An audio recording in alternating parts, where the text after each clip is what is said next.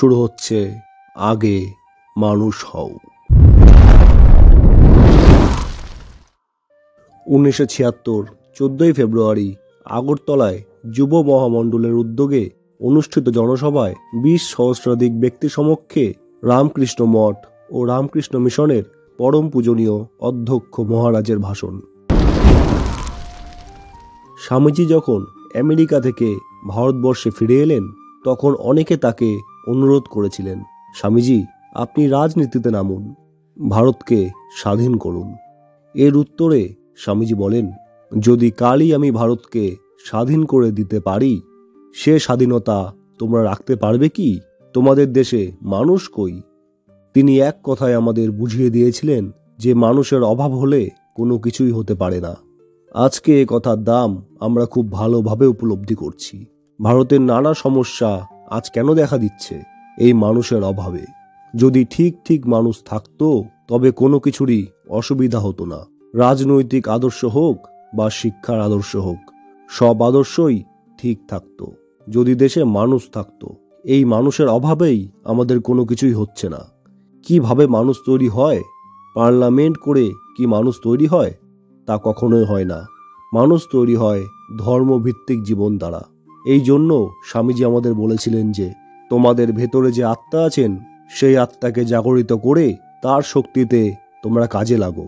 ধর্মকে ধরে তোমরা কাজে নামবে ভারতবর্ষের উন্নতির জন্য।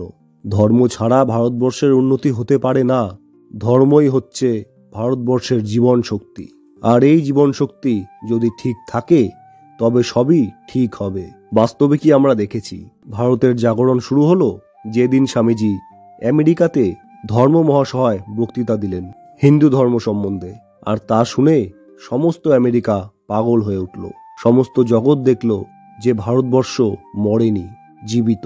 জীবিতই শুধু নয়, ভারতবর্ষ এখন দিগ্বিজয় করবে। সমস্ত জগৎ জয় করবে।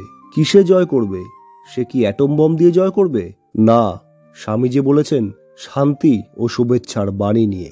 এই আদর্শ নিয়ে সমস্ত জগৎকে এক করে ফেলবে। সমস্ত ভেদ দূর করে ঐক্যবদ্ধ জগৎ সৃষ্টি করবে।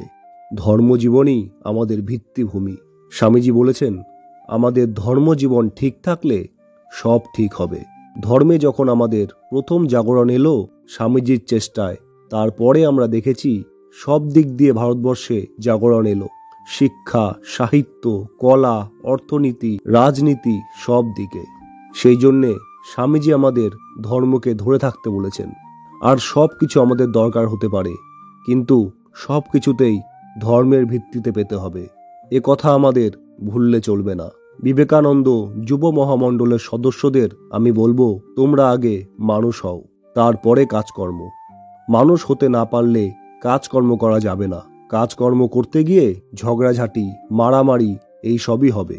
এই জন্যে তোমাদের প্রথম কাজ হচ্ছে মানুষ হওয়া, ধার্মিক হওয়া। চরিত্র গঠনের দিকে তোমরা জোর দাও। এইটাই তোমাদের বিশেষ করে বলবো। স্বামীজির এই আদর্শ ছিল, এই বাণী ছিল। শুধু যুবকদের প্রতিই নয়, সব ভারতবাসীর প্রতি তার নির্দেশ ছিল, তোমরা মানুষ হও। আমি স্বামীজির কাছে প্রার্থনা করি তিনি যেন আমাদের শক্তি দেন, যাতে আমরা মানুষ হতে পারি, মানুষ হয়ে ভারতবর্ষকে মহত্তর করে গড়তে পারি।